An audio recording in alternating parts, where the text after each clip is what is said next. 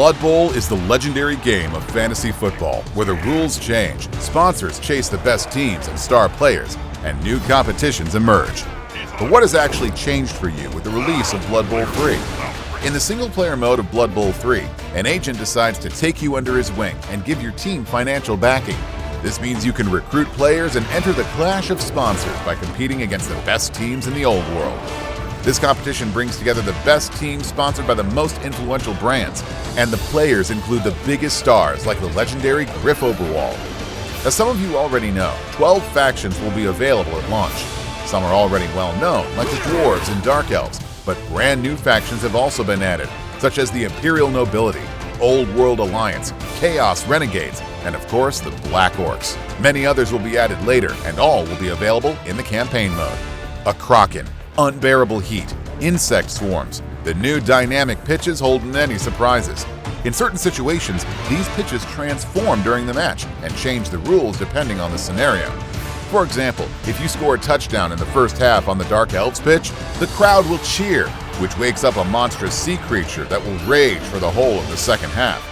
Be careful with your players. You will need to adapt to your game because they're more likely to fall and will have trouble getting back up.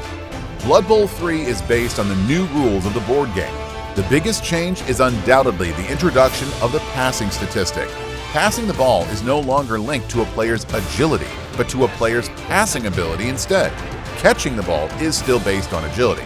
Some players don't even have passing ability, which means that if they try to pass the ball, they will automatically fail, but they can still hand off the ball to an adjacent player.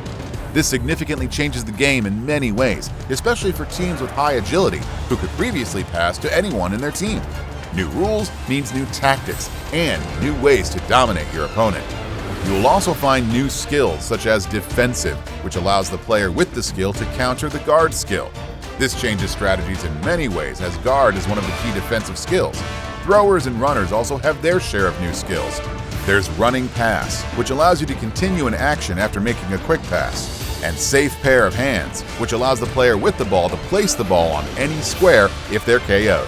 The player leveling up system has also been completely redesigned. Simply put, it provides much more flexibility and spreads out level increases within the team as the cost increases with each level. It's now more desirable to keep a certain level uniformity within your team to avoid paying exorbitant XP to upgrade your favorite player.